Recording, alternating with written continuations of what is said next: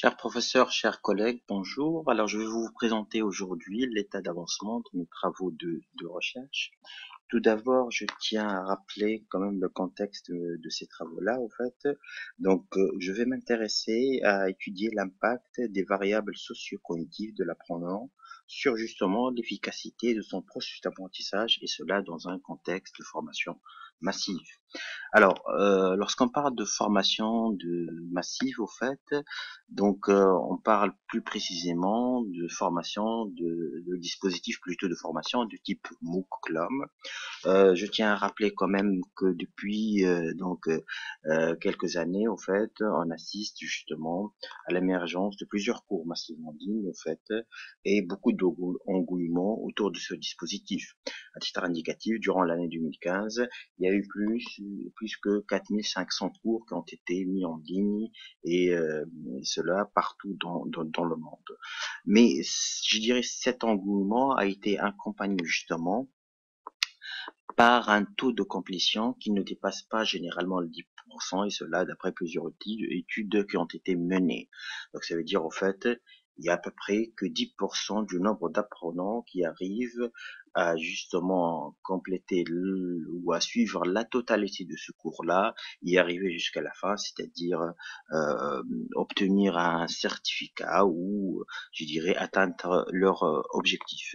Donc, cela nous a ramené à analyser, je dirais, les différentes variables justement qui ont permis à ces apprenants d'y aller jusqu'au bout. Donc, et ces variables, bien sûr, essentiellement, sont des variables sociocognitives relatives à l'apprenant. Donc, on s'est intéressé à ça. Pour le faire, justement, on s'est basé à un modèle théorique relative à l'apprentissage autorégulé. Au fait, il s'agit du modèle ou du triptyque de l'apprentissage autodirigé qui a été justement créé par Philippe Carré en 2003. Ce modèle théorique, au fait, il se base sur trois composantes clés. La première composante, au fait, c'est la motivation de l'apprenant, et cela en utilisant la théorie de l'autodétermination de Lucie Ariane. La deuxième composante, justement, à laquelle fait référence ce modèle-là, c'est l'autorégulation de l'apprentissage, et cela selon le modèle de Zimmermann. Troisième composante clé de ce modèle-là, justement, c'est le sentiment de l'efficacité personnelle en apprentissage, c'est-à-dire le modèle de Bandura qui a été créé en 2003. Donc, ces trois composantes clés de notre modèle théorique, au fait, donc, nous a amené à faire, je dirais, une analyse de trois variables. La première variable à laquelle on s'est intéressé, au fait, justement, c'est la motivation préalable de l'apprenant pour suivre un MOOC. Et là, on s'est posé la question, est-ce que existe-t-il un lien significatif entre la motivation préalable pour le suivi d'un MOOC et justement l'accomplissement de ce MOOC-là? Deuxième justement composante ou deuxième variable à laquelle on s'est intéressé justement, c'est la prédisposition à l'apprentissage autorégulé. Et est-ce que cette prédisposition justement présente-t-elle une corrélation avec justement l'atteinte des objectifs de la formation de type MOOC, donc la relation existante entre bien sûr l'accomplissement de la formation et la prédisposition à l'apprentissage autorégulé. Troisième variable, au fait, à laquelle on s'était intéressé, justement, c'est la possibilité de l'existence de liens significatifs entre le niveau d'engagement du participant et son sentiment d'efficacité personnelle. Donc, lorsqu'on parle d'efficacité personnelle, c'est-à-dire, ça impacte justement le processus positivement, bien sûr, le processus d'apprentissage. Donc, est-ce que le niveau d'engagement préalable du participant, donc, est impacte directement donc le sentiment d'efficacité personnelle. Donc pour résumer, trois variables clés. Et lors de notre phase pilote, au fait, on s'est intéressé à la première variable, c'est-à-dire la motivation préalable de l'apprenant.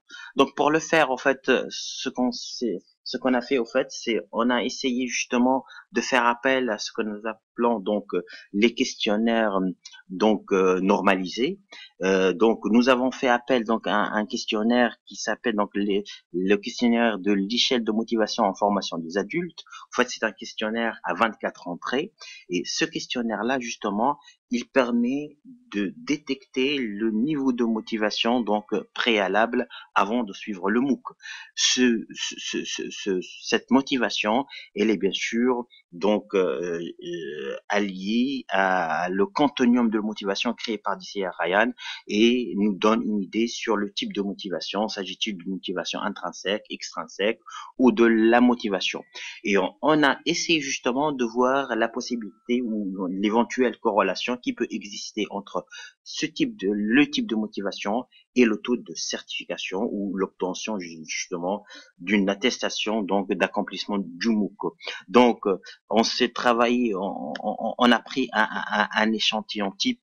Il s'agit justement du MOOC d'un MOOC autour de logiciel libre et on a pris justement deux groupes de publics au fait, le public qui a réussi à obtenir justement le public certifié je dirais et on a essayé justement de voir la relation qui peut exister entre le type de motivation et justement le taux d'accomplissement du MOOC. Vous remarquerez donc facilement sur notre graphe ici, c'est par exemple ici qu'il y a donc une absence de corrélation entre la motivation, enfin, je dirais une absence de relation linéaire entre la motivation, je dirais, et le taux de certification. Donc, ceux qui sont à motiver, donc, c'est ceux qui n'arrivent pas à terminer le MOOC. Après, vous trouvez clairement ici une certaine linéarité entre la motivation intrinsèque et le taux de certification. Je vous remercie.